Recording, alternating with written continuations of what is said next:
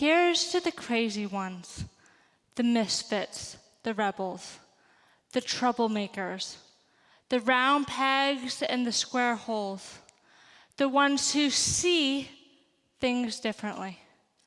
They're not fond of rules, and they have no respect for the status quo.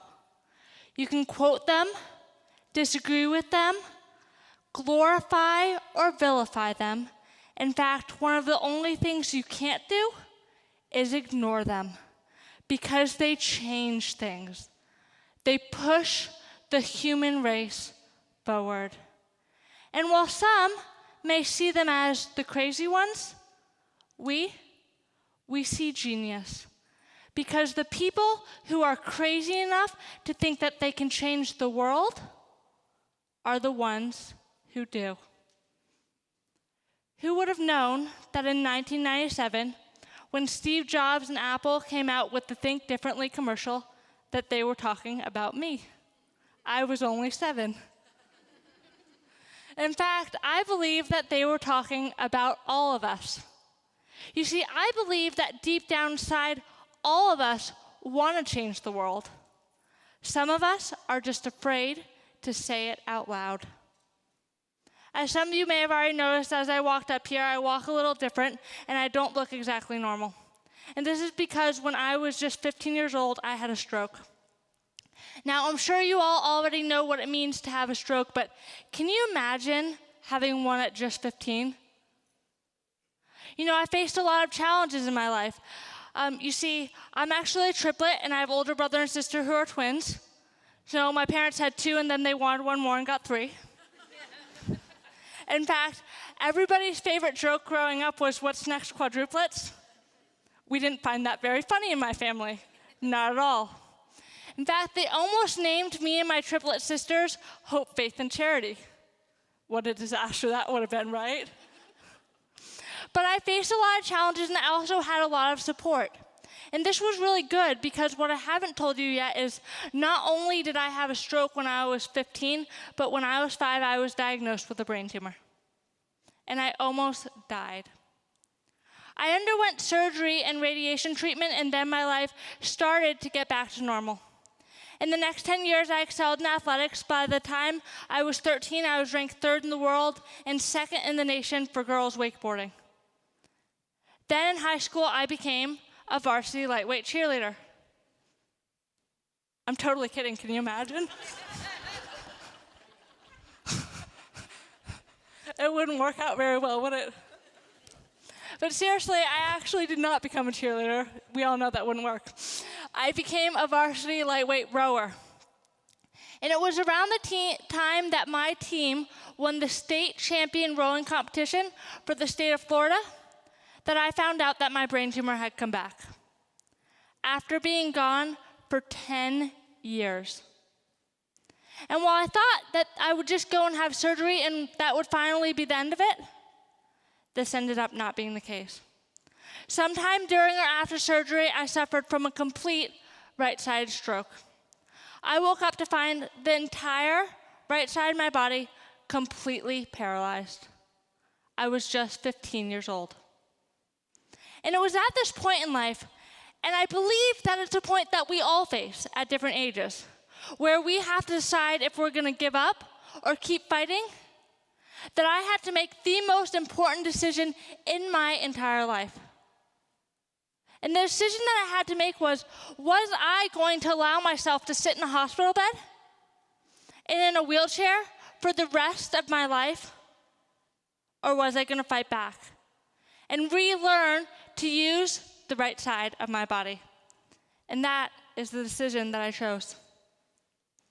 So while I started in a wheelchair and spent what seemed like forever in that wheelchair, months and months and months in a wheelchair, very slowly I moved to a walker, and then to a cane, and now it's been 9 years and I can walk on my own.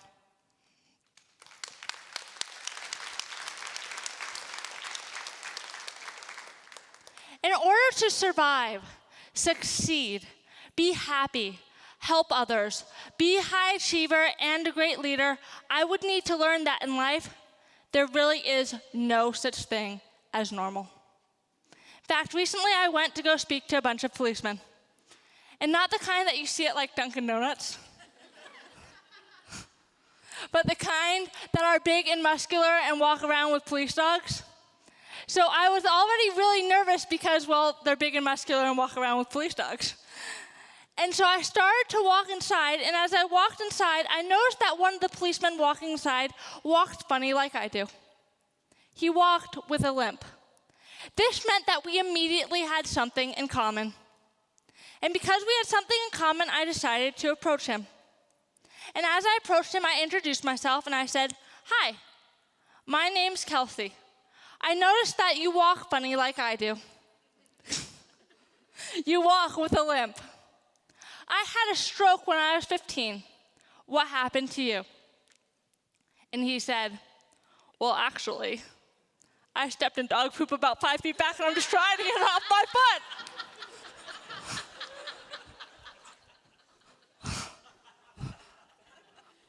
Boy, did I feel different. But be assured that in life, we all feel different sometimes, right? And we all have challenges. But in life, we have the power and the ability to see our challenges and differences, as well as the challenges and differences of other people, differently. In fact, it was at the age of 17, less than 2 years after I had a stroke, that I wrote the following poem. This poem has actually gone on to be published and gives a very clear definition of how different I felt and how hard the challenge was for me after I had a stroke. This poem is called "The Aquarium." "I do not really care for fish," she said, when asked if she wanted to visit the aquarium. "Being paralyzed is like being a member of another species." She was just like those fish, stuck in a place where she did not belong. How scary it was to be trapped in an aquarium. Her fingers no longer moved. Her hand could no longer write. Her wrist could no longer go up and down. In fact, she no longer had a hand. And her arm was now a fin.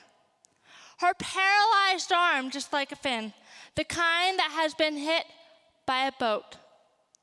How scary it was to be trapped. Everything taken away from her, just like the fish in the aquarium. Her legs were like flippers, she only truly had one. And while she may have been able to swim, she could not walk, she could not run, just like the fish in the aquarium. Where do you want to go today? What do you want to do? But choosing to stay in one place was the only true freedom she knew. But it's the largest aquarium in the world. No, she did not want to go look at creatures in their unnatural environments as long as she was living in one of her own. At the age of 15, when I woke up to find the right side of my body completely paralyzed, and even at the age of 17, and for many years after that, I couldn't have felt more different. It was the hardest challenge I've ever faced in my entire life.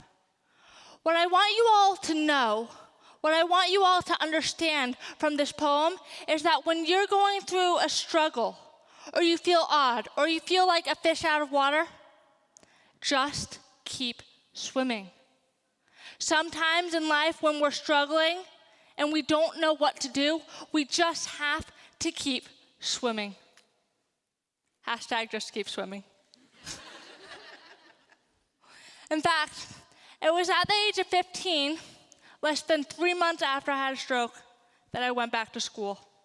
And I went back to school still in a wheelchair. You know what happened, guys? I immediately lost all of my friends. You see, I was different and they didn't know how to treat me. It seems as though in high school and middle school, and even as we go on into the business world, that if we don't fit in, we stand out. And boy, did I stand out. But as soon as I got out of that wheelchair, moved past that walker and past that cane, and could finally walk on my own, I realized something.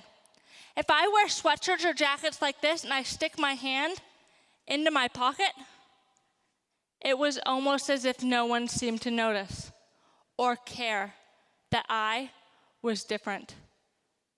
And for the longest time, I kept my hand in my pocket and tried to hide my disability and my differences to fit in. What I was really doing is I was trying to hide my differences and my challenges so that other people would like me, so that they would think that I was normal. You see, I felt normal if I could stick my hand in my pocket, so when I hid what happened to me, I thought that others might accept me. Have you ever felt like that? See, I was trying so hard to be normal that I would stick my hand in my pocket and try to hide my disability and my differences to try to be normal. I would wear sweatshirts and jackets that covered my arms and my hands to try to be normal. In fact, I would carry books with just my left hand and hide my right hand to try to be normal. You know what I realized over time? There's no such thing as normal. Normal is just another word for average. In fact, you know what normal is? Normal is just a setting on a dryer. And it was once I stopped trying so hard to be normal and literally took my hand out of my pocket, that my life changed forever. That I began to love who I was before I had a stroke and who I am now, even though I'm different. And that I realized that we're all different and there's no such thing as normal. What about all of you? What are you hiding in your pocket so that other people can't see what's really going on with you? So that they think you're normal. Do you want to use it as a strength or hide it as a weakness? You see, the first most important step in accomplishing our goals in life is to look past our losses and our challenges to the talents and abilities that still remain. After all, how many young stroke patients does it take to screw in a light bulb? Just one. Haven't you all been paying attention? I can totally do it myself.